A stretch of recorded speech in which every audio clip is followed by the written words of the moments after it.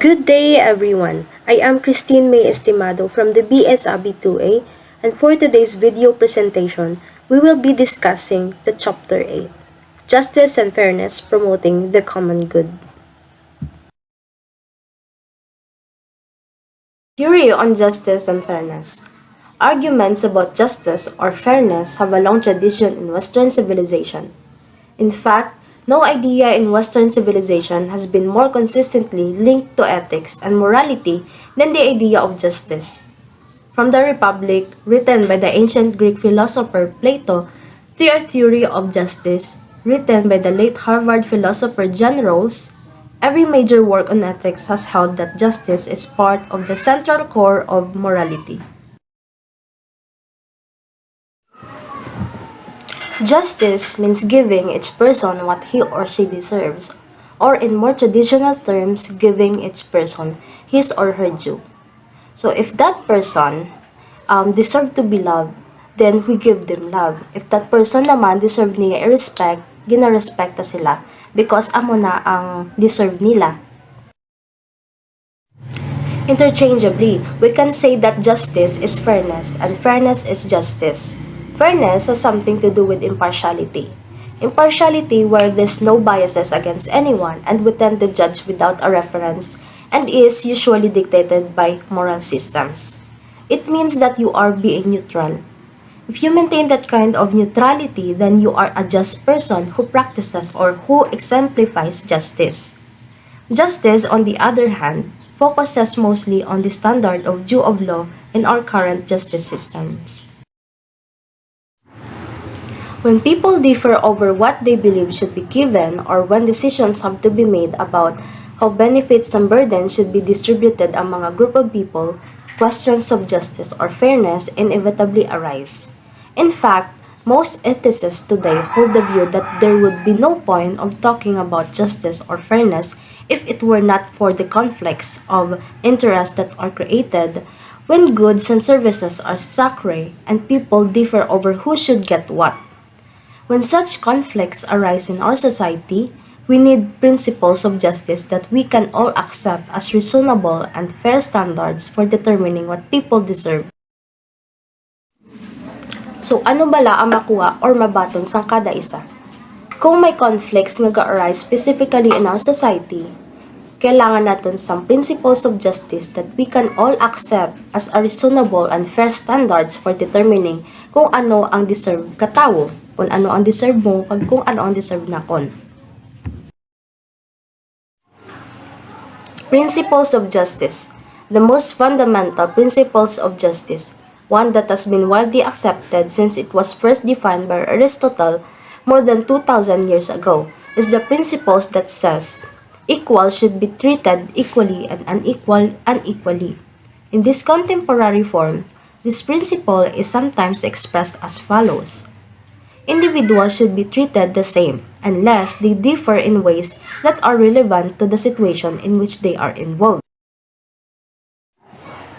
For example, if Jack and Jill both do the same work and there are no relevant differences between them or the work they are doing, then in justice, they should be paid the same wages.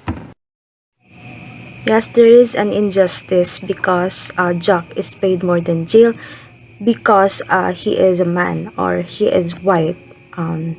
Compared to Jill, it's either he is black, whatever it is, but it should not be the basis because they apply the same work. Parehas laman ila ganap dito. Ila roles sa mundo nga trabaho.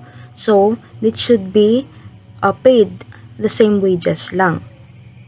So, there's a form of injustice and as well as a form of discrimination. There are, however, many differences that we deem as a justifiable criteria for treating people differently.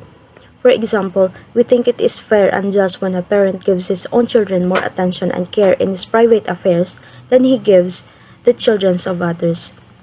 Okay, nga man mas satagan niya pa importansya or nga man mas ma-care pa siya sa ibang nga kabataan kumpara sa iya gid mismo nga kabataan.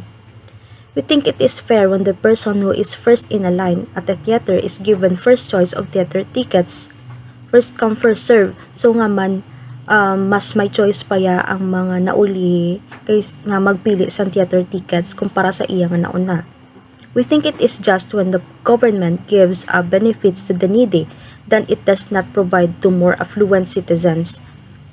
So kung hindi ka man gid masyado deserving because you are in a high class do first class ka mo kumpara sa mga lower class kid or mga medyo middle class lang dabi boundary ka first lower class kag middle class nga mas kinanglanon sang tulong kag government nga man ikaw gid nga ara sa first class ang dapat hatagan kung mas sila deserve nila hatagan sang bulig kag gobyerno. So we think it is fair when those who exert more effort or who make a greater contribution to a project gives more benefits from the project than others. So ikaw, kung ikaw nga nag-ubra, for example ako nga nag-ubra kag nag-exert gid ka damo nga efforts para sa amo na nga project is hindi maka-benefit, mas maka-benefit payagali ang iban nga wala nagbulig ang mga dumbbell kumpara sa akon. So that is a form of injustice. So tama man nga mas dapat hatagan sang madamo ang benepisyo ang mga nag-exert ka effort compare sa mga wala nag-exert ka effort. On the other hand, there are also criteria that we believe are not justifiable grounds for giving people different treatment. In the world of work, for example, we generally hold that it is unjust to give individuals special treatment on the basis of age, sex, race, or their religious preferences. So not because bata sa hindi na siya dapat pamatian kay bata sa imo. So not because babayi sa dapat ikaw nga lalaki ang mas superior sa iya kag inferior siya sa imo. So not because lalaki sa hindi na kinanglan sa bulig. So hindi man tungod nga Catholic siya tapos siya Iglesia sa ni Kristo tapos i-disrespect or i-discriminate because lain na niya ginapatihan. If the judge's nephew receives a suspended sentence for armed robbery when another offender unrelated to the judge goes to the jail for the same crime, it is unjust. So parehas lang man ilaka. So nga man ang unrelated sa judge is na priso kag ang related sa judge because muna gani nephew sa sang judge is wala siya nakulong. So it is unjust. Or the brother of the director of public works gets the $1 million contract to install sprinklers on the municipal goal course despite lower bids from other contractors. We say that it's unfair. We also believe it isn't fair when a person is punished for something over when he or she had no control or isn't compensated for a harm he or she suffered. Different kinds of justice. There are different kinds of justice. First is the distributive justice, which refers to the extent to which society's institutions ensure that benefits and burdens are distributed among society's members in ways that are fair and just. When the institution of a society distribute benefits or burdens in unjust ways, there is a strong presumption that those institutions should be changed. For example, the American institution of slavery in the pre-Civil War South was condemned as unjust because it was a glaring case of treating people differently on the basis of race. A second important kind of justice is retributive or corrective justice. Retributive justice refers to the extent to which punishments are fair and just. So, in general, punishments are held to be just to the extent that they take into account irrelevant criteria such as the seriousness of the crime and the intent of the criminal and discount irrelevant criteria such as race. It would be barbarously unjust, for example, to chop off a person's hand for stealing a dime or to impose the death penalty on a person who by accident and without negligence injured another party. Studies have frequently shown that when blacks murder whites, they are much more likely to receive that sentence than when whites murder whites or blacks murder blacks. These studies suggest that injustice still exists in the criminal justice system in the United States. Yet, a third important kind of justice is compensatory justice. Compensatory justice refers siya to the extent to which people are fairly compensated for their injuries by those who have injured them. Just compensation is proportional to the loss inflicted on a person. This is precisely the kind of justice that is at stake in debates over damage to workers' health in coal mines. Ang some argue that mine owners should be compensate the workers whose health has been ruined, while others argue that workers nag-volunteer man silang mag-took the risk when they chose employment in the mines.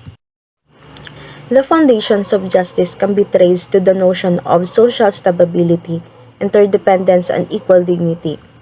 As the ethicist John Rawls has pointed out, the stability of a society or any group, for that matter, depends upon the extent to which the members of that society feel that they are being treated justly. When some of society's members come to feel that they are subject to unequal treatment, the foundations have been laid for social unrest, disturbances, and strife. The members of a community, Rawls holds, depend on each other, and they will retain their social unity only to the extent that their institutions are just. Moreover, as the philosopher Immanuel Kant and others have pointed out, human beings are all equal in this respect. They are all the same dignity, and in virtue of this dignity, they deserve to be treated as equals. Whenever individuals are treated unequally on the basis of characteristics that are arbitrary and irrelevant, their fundamental human dignity is violated. Justice, then, is a central part of ethics and should be given due to consideration in our moral lives. In evaluating any moral decision, we must ask whether our actions treat all persons equally. If not, we must determine whether the difference in treatment as justified are the criteria we are using relevant to the situation at hand. But justice is not the only principle to consider in making ethical decisions. Sometimes principles of justice may need to be overridden in favor of other kinds of moral claims such as rights or society's welfare. Nevertheless, justice is an expansion of our mutual recognitions of each other's basic dignity and an acknowledgement that if we are to live together in an interdependent community, we must treat each other as equals. The next reporter who will be discussing would be J.Ann Ibanez from the BSAB 2B. So, let's continue our discussion in Chapter 8 entitled Justice and Fairness Promoting the Common Goods. Next is distributive justice. Distributive justice is concerned with the fair allocation of resources among diverse members of a community. Fair allocation typically takes into account in the total amount of goods to be distributed and distributing procedure and the pattern of distribution. It has been applied to a society when all members are assured of a basic level of goods, an equal opportunity to acquire more goods, and receive the same amount of goods for the same amount of work. The major tenets of distributive justice are equality, proportionality, and fairness. So, it is important for us to know the concept of distributive justice, for us to sustain the equality, proportionality, and fairness in our society. For example, in the present times where calamity funds and even financial aids from the government exist and should be distributed to the ones who truly needs it much. But the thing is that we can't deny the fact that the unfair treatment of distribution is also happening, which this concept about distributive justice should be applied and don't be taken for granted in order for our society and its people live peacefully. Next is egalitarian. Egalitarianism is a political doctrine that holds that all people should be treated as equal from birth, usually meaning held equal under the law and in society at large. It is a belief in human equality, especially with respect to social, political and economic rights and privileges, and advocates the removal of inequalities among people and of discrimination on grounds such as race, gender, sexual orientation, religion, and etc. Political philosophies such as socialism, Marxism, communism, and anarchism. However, some agree that modern representative democracy is a realization of political egalitarianism, while others believe that in reality, most political power still resides in the hands of ruling class rather than equally in the hands of the people. Egalitarian or egalitarianism is a high-level concept of equality which leaders and people of society in general should be acquired and consider. This makes things clear that we, people, have numerous rights or even freedom in every aspect of our lives.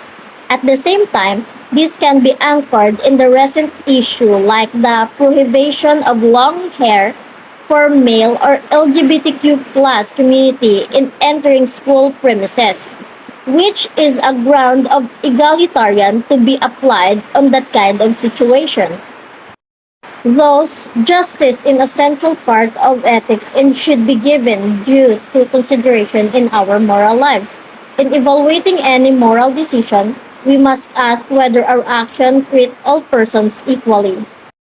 Next is the types of egalitarian. Number 1. Economic egalitarianism or material egalitarianism is where the participants of a society are equal standing and have access to all economic resources in terms of economic power, wealth, and contribution. It is a founding principle of various forms of socialism. Just like in our society, we have equality of receiving different economic privileges like the increase of wage, also the equal process of paying tax.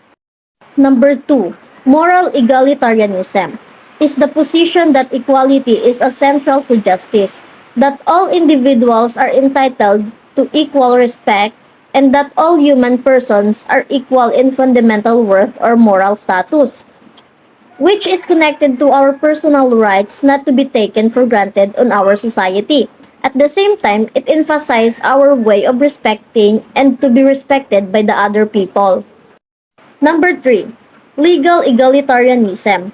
The principle under which each individual is subject to the same laws with no individual or group or class having special legal privileges, and where the testimony of all persons is counted with the same weight. This concept refers to the equal treatment among people in terms of justice to be served in every situation or for a person to break the law. Number 4. Political egalitarianism is where the members of a society are equal of standing in terms of political powers of influence. It is a founding principle of most forms of democracy, which means we have equal rights to hold a position in politics and the freedom that we have in terms of political views.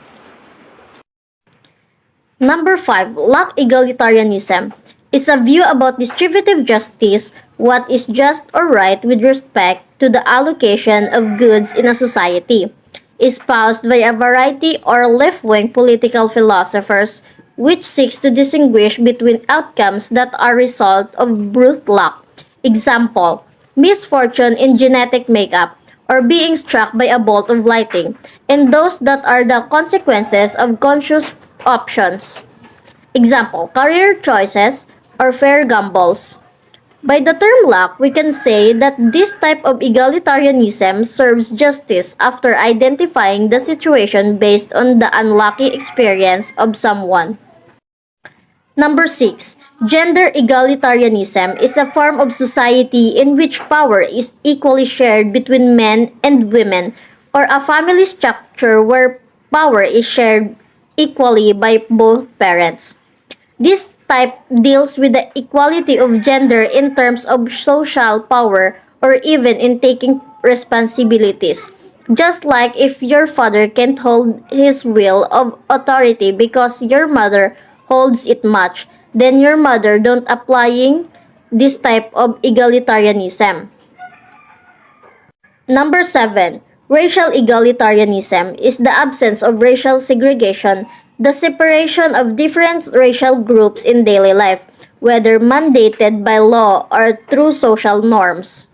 So, based on its definition, it puts equality on how people respect each other's belief, norms, and even skin color. Also, this serves as justice of racial discrimination, which is still happening nowadays. Number 8. Opportunity egalitarianism is the idea that equality is possible by a redistribution of resources, usually in the form of a capital grant provided at the age of majority, an idea which has been around since Thomas Paine 1737 to 1809. Lastly, number 9, Christian egalitarianism holds that all people are equal before God and in Christ, and especially teach gender equality in Christian church leadership and in marriage. Next is capitalist, system of largely private ownership that is open to new ideas, new firms, and new owners, in short, to new capital. Known for its tendency to generate instability often associated with the existence of financial crisis, job insecurity, and failures to include the disadvantaged. An economic system based on private ownership of the means of production and their operation for profit. Characteristic of capitalism: private property, capital accumulation, wage labor, voluntary exchange, price system, and competitive markets. Capitalist versus capitalist justice. Capitalist is one who uses money to invest in trade and industry for profit in accordance with the principle of capitalism. While on capitalist justice, it's the net that everybody should be rewarded equally to their productivity, effort, or contribution. The next reporter will be Robbie J. De Chosa from Bisabi 2A. Socialist justice. It is a concept of fair and just relations between the individual society. This is measured by the explicit and tacit terms. When we say explicit, it means stated clearly and detail, leaving no room for confusion or doubt. While tacit, it is understood or implied without being stated. Explicit and tacit terms for the distribution of wealth, opportunities for personal activity, and social privileges. Socialists propose to implement their ideal of justice by giving workers democratic control over the workplace. They believe that if workers have more to say as a consequence, workers will be more motivated to work because the work itself will be meeting their needs. Socialists believe that extending democracy to the workplace will necessarily lead to socialization of the means of production and the end of private property. H. State and citizens' responsibility to each other. But first, let's differentiate state and citizens. According to one definition, a state is a community formed by people and exercising permanent power within a specified territory, while citizens, a legally recognized subject or national of a state or commonwealth, either native or naturalized. During the World Economic Forum in September 2018, the Council reiterated salient responsibilities of the state in this current time. The idea of government as protector requires taxes to fund, train and equip an army and a police force, to build courts and jails, and to elect or appoint the officials to pass and implement the laws citizens must not break. Regarding foreign trades, government as a protector requires the ability to meet and treat with other governments as well as to fight them. Number 1. Function of the state. A. To defend humans' basic needs and security. B. To support humans' quest for natural well-being. C. To see the administration of justice on fair basis for all. D. To help in the education and cultural life of the people. E. To defend and advance freedom of the citizens. Number 2. Responsibilities of citizens to the state. A. Support and defend the Constitution. B. Stay informed of the issues affecting the community. C. Participate in the democratic process. D. Respect and obey state rules, local laws, and ordinances. E. Respect the rights, beliefs, and opinion of others. F. Participate in the various affairs of local community. G. Pay income and other taxes honestly and on time to the state and the local authorities. H. Serve as reliable witness when called upon. I. Defend the country if the need should arise. Number 3. Principle of taxation and inclusive growth. Business Dictionary 2018. In principle, taxation is seemingly people's investment to the government for return of investment through appropriate and responsive basic public services such as infrastructures, education, community service, health, and security. Essentially, however, taxation principles are basic concepts by which government is meant to be guided in designing and implementing an equitable taxation regime. These include A. Adequacy. Taxes should be just enough to generate revenue required for provision of essential public services. B. Broad basing. Taxes should be spread over as wide as possible section of the population or sectors of economy to minimize the individual tax burden. C. Compatibility. Taxes should be coordinated to ensure tax neutrality and overall objectives of good governance. D. Convenience. Taxes should be enforced in a manner that facilitates voluntary compliance to the maximum extent possible. E. Earmarking. Tax revenue from a specific source should be dedicated to a specific purpose only when there is a direct cost and benefit link between the tax source and the expenditure, such as use of motor fuel, tax for road maintenance. F. Efficiency. Tax collection efforts should not cost an inordinately high percentage of tax revenues. G. Equity. Taxes should equally burden all individuals or entitled in similar economic circumstances. H. Neutrality. Taxes should not favor any one of group or sector over another and should not be designed to interfere with and influence individual decision making. I. Predictability. Collection of taxes should reinforce their inevitability and regular. J. Restricted exemptions. Tax exemptions must only be for specific purposes, such as to encourage investment and for a limited period.